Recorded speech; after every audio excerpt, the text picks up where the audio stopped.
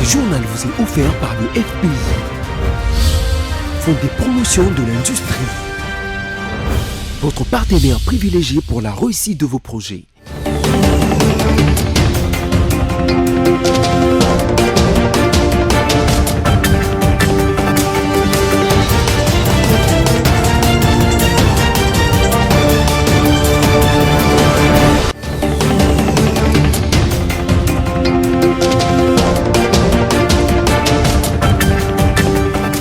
Vous faites bien de choisir BSC TV pour vous informer. Mesdames, Messieurs, voici tout de suite le sommaire de ce journal. Le président de la République, Félix Antoine Tshisekedi Tshilombo, a reçu en audience le conseiller au département Afrique du Fonds monétaire international, Mauricio Villafuerte. Les deux personnalités ont échangé entre autres autour de la mise en œuvre du plan économique du gouvernement en vue d'augmenter les recettes. Et puis, contrairement à ce qui a été prévu, il n'y a pas eu reprise de cours à l'université de Kinshasa le lundi 24 février 2020. Les professeurs ont dénoncé le non-respect par le gouvernement de ses propres engagements en ce qui concerne leurs revendications. Enfin, une page noire dans ce journal, l'ancien président égyptien Hosni Moubarak est décédé ce mardi 24 février 2020 à l'hôpital militaire Gala au Caire à l'âge de 91 ans.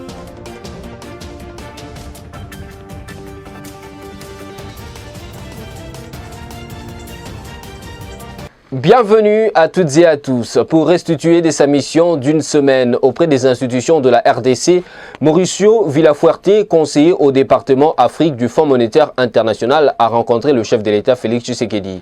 Le président de la République démocratique du Congo et la délégation de FMI ont examiné aussi les défis pour la mise en œuvre du plan économique du gouvernement en vue d'augmenter les recettes, faire face aux besoins de développement, mais aussi maintenir la discipline budgétaire. Esther Pezomba nous en parle.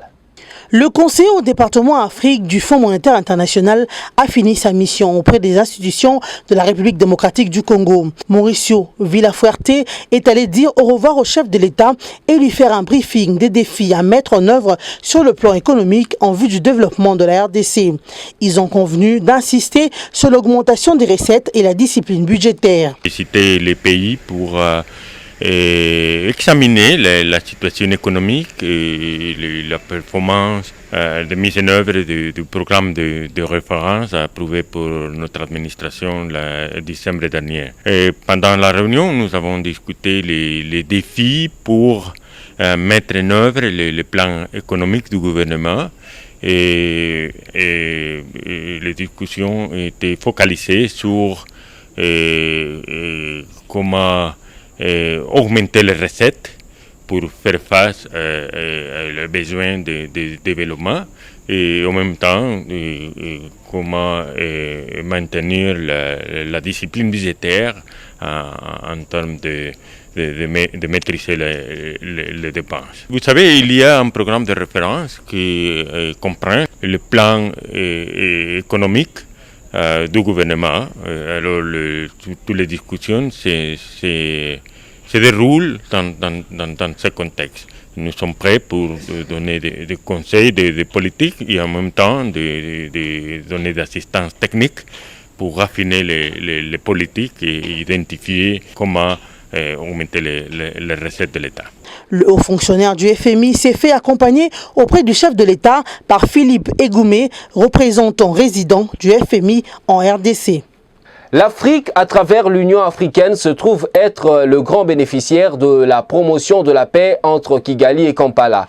Le président de la République démocratique du Congo, Félix Antoine Tshisekedi Tshilombo, qui l'a compris, vise à rétablir la RDC dans sa position première de faire taire les armes dans la région et dispenser la paix là où les besoins se font sentir. C'est autour de cette question que le chef de l'État congolais a échangé avec les commissaires paix et sécurité de l'Union africaine. Encore une fois de plus, Esther Pezomba. Les initiatives de dialogue entreprises par le président de la République dans les pays voisins commencent à porter des fruits et attirer des félicitations au chef de l'État congolais. L'Afrique, à travers l'Union africaine, se trouve être les grandes bénéficiaires de la promotion de la paix entre Kigali et Kampala. Félix Antoine Tshisekedi, on le comprend à présent, vise à rétablir son pays dans sa position première de faire taire les armes dans la région y est à travers le continent et de dispenser la paix là où le besoin se fait sentir. C'est le sujet qui a préoccupé M. Ismaël Tchegui en rencontrant le chef de l'État. D'autant plus que Félix-Antoine Tshisekedi prendra la présidence tournante de l'Union africaine l'année prochaine et le monde entier entend l'accompagner dans ses pensées. D'abord, je le remercie de m'avoir fait cet honneur de me recevoir et effectivement de pouvoir un peu évoquer ces questions qui sont, comme vous le savez, la première priorité actuellement de l'Union africaine. C'est comment taire les armes pendant cette année, comment promouvoir la paix, la sécurité et le dialogue partout. J'ai eu l'occasion de le féliciter pour vraiment ces initiatives très louables dans les Grands Lacs qui ont permis de créer une dynamique de dialogue, de concertation, comme on vient de le voir à la frontière entre l'Ouganda et le Rwanda. Donc ensuite, nous avons évoqué son programme, ses idées pour à la fois aussi promouvoir le dialogue, la paix au pays, adresser tous ces défis que nous avons à l'est de la RDC, mais également promouvoir le développement du pays. Je crois que c'est des éléments essentiels. Donc à cet égard, je crois que je l'ai rassuré à nouveau du soutien total de l'Union africaine pour toutes ces initiatives, pour tous ces efforts louables, nobles, et puis ce d'autant que le président Félix Tshisekedi assumera l'année prochaine la présidence de l'Union. Il y a énormément de secteurs sur lesquels nous pouvons travailler ensemble et aussi promouvoir le partenariat avec d'autres pays, d'autres amis de la RDC. Évoluons dans ce journal, la République démocratique du Congo a réalisé des efforts notables pour la stabilisation de son cadre macroéconomique. Elle devrait cependant s'appliquer pour parvenir à un équilibre recettes-dépenses afin de créer les conditions de la conclusion d'un programme formel avec le FMI. La mission de cette institution de Bretton Woods l'a dit au Premier ministre congolais Sylvestre Ilunga Ilunkamba mardi à la primature. Suivez. Le Premier ministre Sylvestre Ilunga Ilunkamba s'est entretenu mardi à la primature avec la délégation du Fonds monétaire international arrivée au terme de sa mission d'évaluation en République démocratique du Congo. Conduite par Mauricio Villafuerte, chef du département Afrique du FMI, cette mission était devenue se rendre compte des évolutions du cadre macroéconomique et de la gestion des finances publiques, en perspective de l'établissement d'un programme formel avec la RDC. La mission du FMI a confié au Premier ministre congolais son satisfecit quant à la stabilité relative de la situation macroéconomique qu'elle a observée. Elle a constaté à ce sujet que le critère de réalisation quantitative jusqu'à décembre 2019 et le repère structurel ont été atteints à ce jour. Cependant, la mission recommande au gouvernement de poursuivre ses efforts d'accroissement des recettes mobilisées afin de parvenir à un équilibre avec les dépenses. Mauricio Villafuerte a estimé que cette performance devrait permettre de passer à la prochaine étape des négociations devant déboucher sur la conclusion d'un programme formel avec le gouvernement congolais, programme qui déclenchera l'octroi de crédits VTR. À la fin de la mission, nous avons constaté que jusqu'à présent, la situation macroéconomique reste relativement stable. Nous avons constaté que selon les données préliminaires, que les critères de réalisation quantitative à décembre 2019 et tous les critères, le repère structurel à ce jour ont été atteints.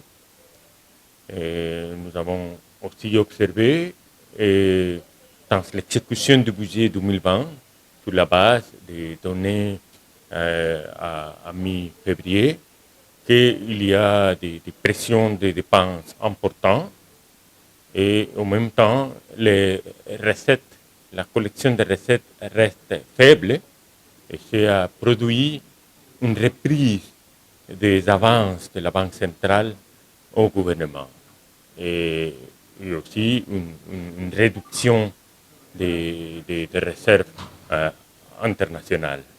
Alors, dans ce contexte, c'est important de s'assurer que la gestion des dépenses soit en ligne avec des ressources disponibles et que actions décisives sont prises pour augmenter les recettes.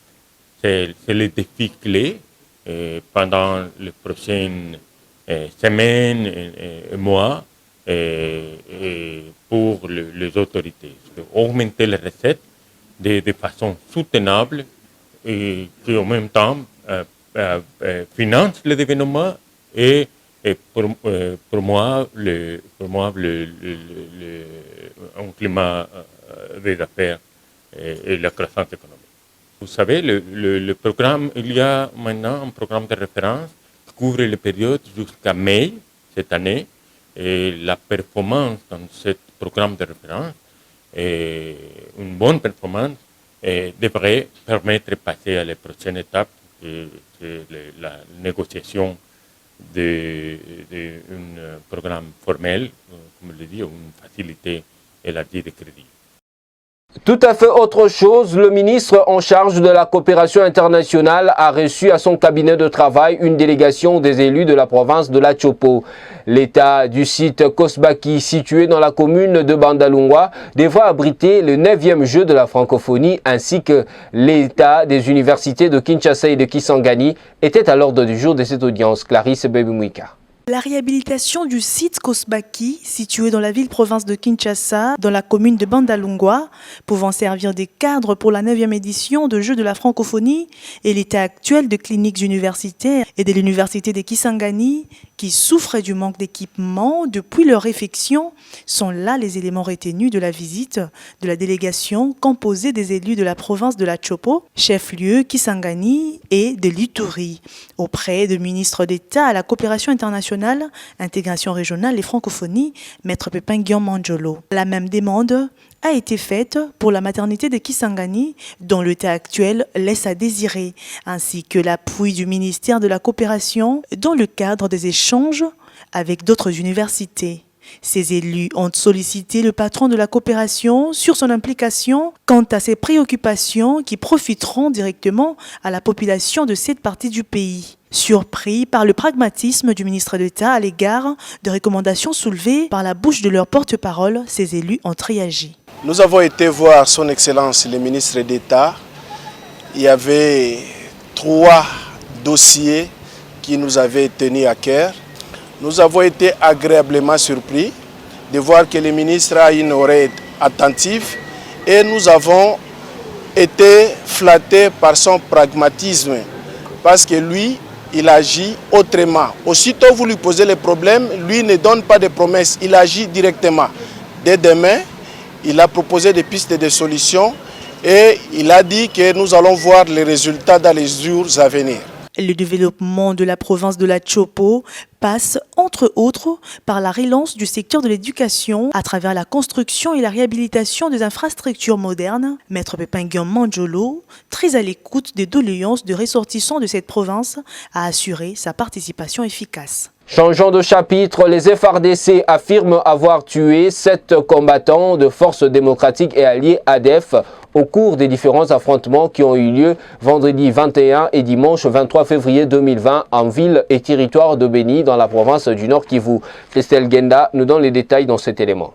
Les forces armées de la RDC affirment avoir tué 7 combattants de forces démocratiques alliées ADF au cours des différents affrontements qui a eu lieu vendredi 21 et dimanche 23 février 2020 en ville et territoire de Béni dans la province du Nord Kivu. Il s'agit de combats livrés à Kikingi dans la chefferie de Watalinga, des Kadou dans le quartier Ngadi en village de Béni et Ngiti dans le territoire de Béni. Le même dimanche 23 février 2020, 7 égorgeurs ont été interceptés et limités par une patrouille des FARDC alors qu'ils se rendaient à Kikingi dans l'objectif de massacrer la population de cette entité. L'armée a également déjoué une incursion à Mavivi. Le combat se sont déroulés dans la profondeur et le bilan est à venir. Les forces armées congolaises sont en pleine opération contre les ADF et les autres groupes armés qui leur servent des béquilles. Le porte-parole des FARDC demande à d'autres groupes armés de quitter la brousse et de se diriger dans le centre de regroupement bien connu pour ne pas être frappés par les forces loyalistes. Il confirme également que les FARDC ont été attaqués 47 fois par les groupes armés locaux depuis le 30 octobre 2019. Restons toujours dans le même chapitre. La situation sécuritaire et humanitaire reste préoccupante au Nord Kivu. Près de 150 000 ménages quittent les localités de Mavubi, Makiki, Mangina et autres pour se réfugier dans la ville de Beni. Ces déplacés vivent dans une situation précaire sans assistance du gouvernement et les différentes familles d'accueil sont débordées. Omar Kavota, coordonnateur de l'ONG CEPADO, l'un des plus actifs ONG au Nord Kivu, s'exprime à ce sujet. Il a été contacté par Esther Pezomba. Suivez. Alors, Maître Kavota, comment définissez-vous la situation sécuritaire au Nord Kivu ce jour-ci? Comme vous le savez, c'est une situation toujours de stabilité dans la mesure où il y a encore cet activisme des terroristes ADF dans la contrée de Beni principalement et une situation qui est à la base de déplacement massif des populations de leur localité. Cela fait que depuis peu, on assiste à un afflux de déplacés qui sont concentrés dans certaines localités. Pour la chefferie de Ouataline, par exemple, du côté nord-est, nous avons en ce jour 25 150 ménages qui sont concentrés à Ouataline, en fait à Nobili, à la frontière avec l'Ouganda, pour la seule chefferie.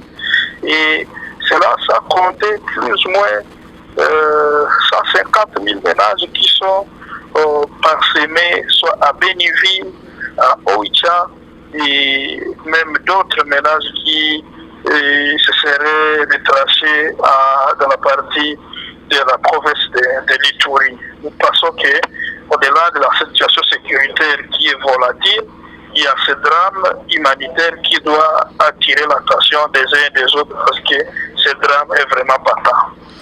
Alors, on parle de déplacés de Mavumbi, Makiki, Mangina et autres ces villages-là, en fait, sont vidés de leur population et ces derniers sont concentrés à Beni. Comment ils vivent avec cet afflux de déplacés internes?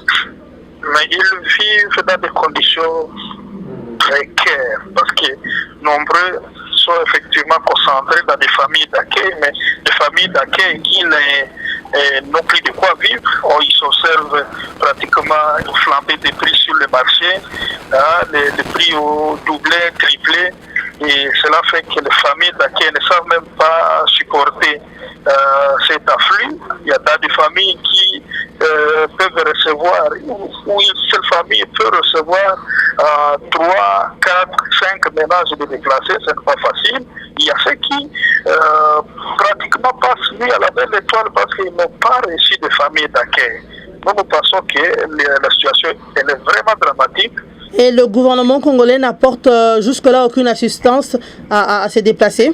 Madame, jusque-là, on n'a pas encore envie d'assistance pour se déplacer. C'est pourquoi nous lançons ce cri d'alarme dans leur faveur pour que l'État se mobilise, pour que les partenaires humanitaires se mobilisent parce que finalement, ces populations sont en détresse et nous pensons que leur situation est préoccupante. Vous l'avez suivi au sommaire, la reprise de cours n'est pas encore effective à l'université de Kinshasa, contrairement à ce qui a été annoncé par le gouvernement. Les professeurs ont dénoncé le non-respect du gouvernement congolais de ses propres engagements en ce qui concerne leurs revendications. Ils ont conditionné la reprise de cours par le paiement de leur salaire au taux budgétaire. Stella Hachema signe ce reportage. Pas de reprise des cours lundi 24 février 2020 à l'université de Kinshasa. Les cours n'ont pas commencé contrairement à ce qui avait été annoncé par le gouvernement. Certains auditoires n'ont pas été ouverts, d'autres qui ont été ouverts n'ont pas reçu d'enseignants. Après les manifestations estudiantines des lundi 6 et du mardi 7 février dernier, le gouvernement avait annoncé la suspension de toutes les activités sur les sites universitaires. Le temps d'identifier les vrais étudiants à reloger dans le home du campus universitaire. Par la suite, date du 24 février sera annoncée comme celle de la reprise des cours. Mais 2 jours avant cette date, l'association de professeurs de l'UNIKIN, qui avait auparavant suspendu son mouvement de grève pour des revendications salariales, s'est réunie pour évaluer cette matière. C'est alors que les professeurs ont dénoncé le non-respect par le gouvernement de ses propres engagements en ce qui concerne leur salaire auto-budgétaire. À l'issue d'une réunion, c'est même lundi, au bâtiment administratif entre le secrétaire général académique et les conseillers spéciaux du chef de l'État en matière de changement de mentalité et quelques professeurs de l'UNIKIN. Certains enseignants sont tombés d'accord pour enseigner après une ronde dans les auditoires ouverts. C'est une situation inacceptable pour une grande ville comme Kinshasa. Les habitants du quartier Kintsuka Pêcheur dans la commune de Ngaliema sont en manque d'eau potable depuis 10 ans. Les enfants qui sont nés dans ce quartier après 2010 n'ont jamais vu l'eau couler de leur robinet, incroyable mais vrai. C'est ainsi qu'ils ont lancé un cri de détresse aux autorités compétentes pour la recherche de solutions au micro de l'émission La Base Parle sur BSC TV. Incroyable mais vrai, la population du quartier Kintsuka Pêcheur dans la commune de Ngaliema, Kinshasa, n'est pas alimentée en eau potable de la régie des eaux depuis 10 ans. Une situation incompréhensible pour une grande capitale comme Kinshasa. Chaque jour, hommes, femmes et enfants de cette partie de la capitale sont obligés de parcourir plusieurs mètres à pied pour s'approvisionner en eau, souvent hélas, une eau dont la qualité laisse à désirer.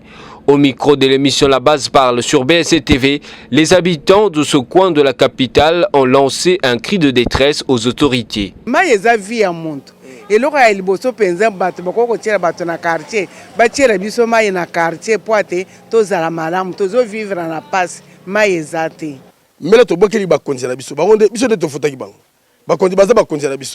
n'y a pas un mot qu'on dit sa population. Comme monsieur l'intitule, il n'y a pas mot qu'on dit sa base.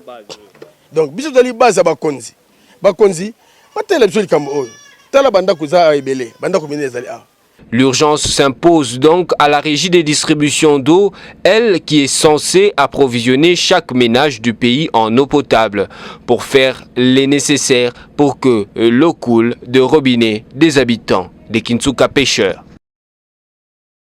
L'action de la justice sur les bénéficiaires de marchés de construction de seaux de moutons a produit un effet positif sur l'avancement de travaux. Même si dans tous les sites, on n'a pas repris les travaux de construction, les Kinois sont heureux de constater qu'il y a reprise des activités dans quelques chantiers où les travaux s'étaient arrêtés. Le point de la situation, c'est dans ce reportage de Sami Bosongo et Abel Kassongo. Ce qui va seul, c'est ce qui va mal, dit une adage dont la véracité transparaît dans le cas des chantiers de construction des seaux de moutons à travers la ville de Kinshasa. Il aura fallu donc que la justice frappe ceux qui ont mal géré le fonds perçu pour la construction de ces viaducs pour qu'on assiste à la reprise et à l'avancement des travaux sur certains sites de construction des seaux de moutons. Sur le boulevard du 24 novembre, les structures aériennes de l'ouvrage en érection commencent à être édifiées. Même si un grand fossé sépare ces chantiers de la maquette de ce que sera ces seaux de moutons au terme des travaux.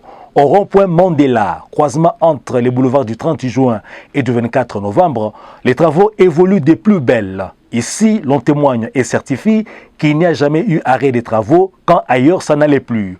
Au rond-point Sosimat, même si l'on y voit à l'œuvre les ouvriers, l'évolution des travaux est plutôt lente. Les Kinois se plaignent toujours de la non-reprise des travaux dans les sites de la Tchango, où l'on claborde sur les embouteillages. Les débats sur la bonne exécution des travaux des seaux de moutons est parti du discours du chef de l'État sur l'état de la nation, durant lequel il a déclaré que les travaux avaient été financés à hauteur de 70%. Sur le terrain pourtant, les 12 chantiers des seaux de moutons n'avaient pas été exécutés à 70%. De tous les débats qu'il y a eu et après visite d'inspection, l'audit du financement de ces travaux a été déclenché. Entrée en scène de la justice, arrestation de David Blattner, PDG de la Safricas. Depuis que David Blattner a été écroué à la prison centrale de Makala et que la même menace pèse sur les autres, notamment sur Jamal Samih, la frayeur a gagné les bénéficiaires des marchés. Ceux-ci semblent s'être décidés de ne pas subir la rigueur de la loi et se sont remis au travail. Et puis, le comité laïque de coordination CLC a organisé une messe d'action de grâce en hommage aux martyrs de la démocratie ce mardi 25 février 2020 à la cathédrale Notre-Dame du Congo à Kinshasa. Les détails, c'est dans ce reportage. Le comité laïque de coordination CLC a organisé ce mardi 25 février 2020 en la cathédrale Notre-Dame du Congo à Kinshasa une messe d'action de grâce en mémoire de martyrs de la démocratie ayant perdu la vie lors de manifestations pacifiques organisées en 2018 par le CLC pour exiger l'alternance au sommet de l'État. Devant les membres de famille, amis et connaissances des victimes, les CLC veut par cette opération rappeler à toute la population congolaise que ce souvenir de ce jeune Jean est un devoir de mémoire, à en croire Isidore Ndayouel, coordonnateur du CLC. Le message, je viens de le dire, c'est d'abord la mémoire. Deuxième message important, c'est la fidélité à l'idéal de cette mémoire. C'est la fidélité au combat pour que notre société soit meilleure. Et pour cela, nous devons jouer collectif, nous devons avoir le même idéal, nous devons chercher à ce qu'il y ait le bien, pas seulement au niveau individuel, mais au niveau de la collectivité. Et que lorsqu'il y a opposition entre l'intérêt individuel et de la collectivité, il faut privilégier l'intérêt de la communauté. Parce que l'individu, tôt ou tard, finit toujours par en bénéficier. Le porte-parole du comité laïque de coordination a quant à lui affirmé qu'il est important de se souvenir de ceux qui ont donné leur vie pour le pays. Le premier message, c'est qu'il est important qu'on puisse aujourd'hui commémorer le souvenir de ceux qui ont donné leur vie pour ces pays, ces martyrs de la démocratie.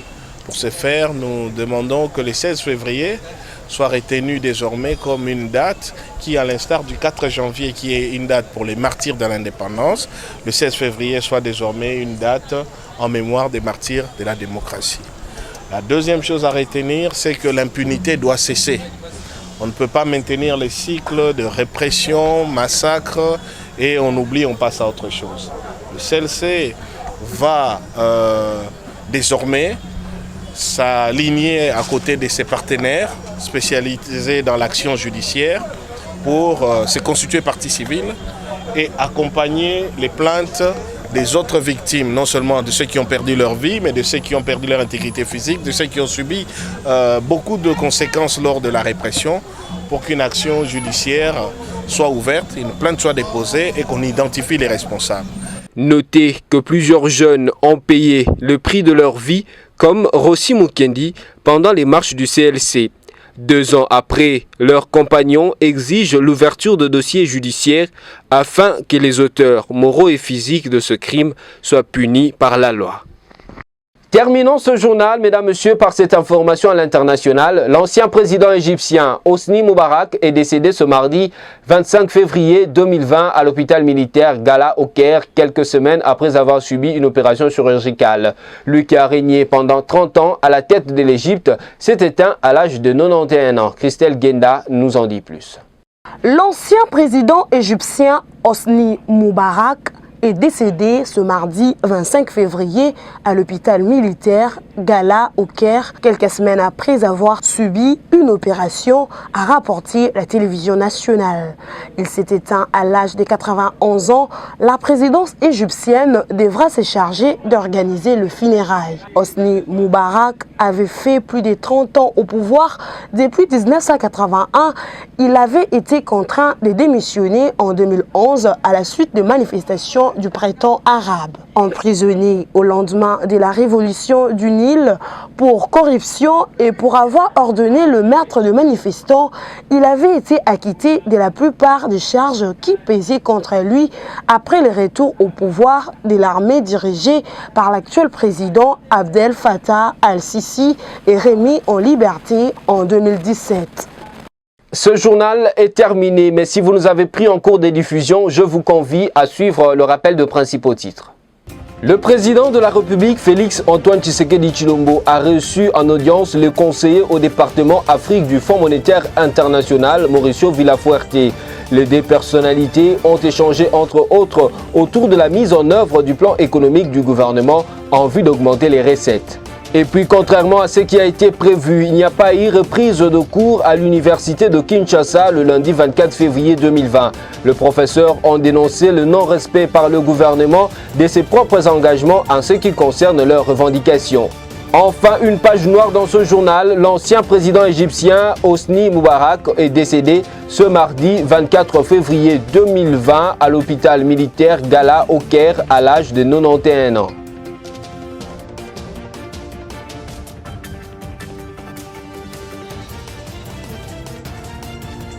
C'est par ici que nous bouclons complètement la boucle. Merci à vous de nous avoir suivis partout à Kinshasa. Restez fidèles au programme de BSC TV. Je vous retrouve à la fois prochaine et toujours avec le même plaisir. Merci et au revoir.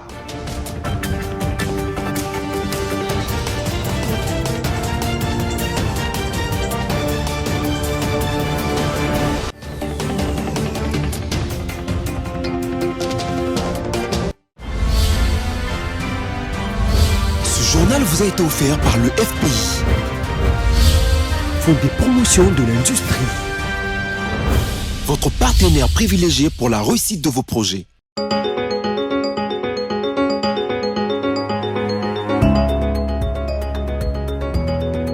Merci de votre fidélité, mesdames, messieurs, voici... Merci de votre fidélité, mesdames, messieurs. Voici la lecture résumée de journaux parus en ligne ce mardi 25 février 2020. Commençons par ces titres de congovirtuel.org. Affaires foncières, Molendo Sakombi sécurise ses correspondances. Depuis son arrivée au ministère des Affaires foncières, Molendo Sakombi a instauré un système de travail qui allie efficacité, sécurité et célérité. Ces systèmes passent par l'informatisation et la numérisation progressive des actes et autres activités du secteur pour plus de transparence et de rapidité dans les opérations. Certaines de ces correspondances et actes juridiques et réglementaires sont ainsi transmis par voie électronique. Le ministre Molendo Sakombi a cependant constaté que des inciviques usent de cette voie de la technologie pour produire et faire circuler de faux documents en son nom au sein des différents services de son ministère. Pour y mettre fin et prévenir des dégâts éventuels, le ministre des Affaires foncières a, par sa note circulaire datée du 22 février, portant le numéro 005/2020 à l'intention des conservateurs des titres immobiliers et de chefs du cadastre de toutes les circonscriptions foncières, et même Molendo Sakombi leur recommande vivement de vérifier toujours auprès de son directeur de cabinet l'authenticité de toutes les lettres et actes juridiques leur adressés par voie électronique ou autre. Poursuivons avec Forum des As qui note en grand titre: le magistrat a accepté de reprendre leurs offices dès aujourd'hui. Le VPM Tunda frappe un grand coup. Les dossiers en souffrance dans les cours et tribunaux en RDC peuvent à nouveau être traités. La grève des magistrats déclenchée depuis lundi 10 février est désormais suspendue. C'est l'une des grandes CIPA, la principale retombée de l'Assemblée générale des magistrats tenue lundi 24 février au Palais de la Justice à Kinshasa en présence de membres du bureau du Conseil supérieur de la magistrature. Terminons cette ronde avec Okapi.net qui écrit Tanganyika. 6 leaders d'opinion de Nyunzu ont rencontré lundi 24 février le gouvernement provincial du Tanganyika pour exiger davantage son implication dans la sécurisation de ce territoire. Au sortir de leur rencontre avec le ministre provincial de l'Intérieur, leur porte-parole et député Dominique Bouta a rappelé la position charnière occupée par leur territoire. Pour l'élu de Nyunzu, des tueries enregistrées dans ces territoires sont attribuées à des bandits et non à un conflit communautaire. C'est tout pour aujourd'hui. Merci et au revoir.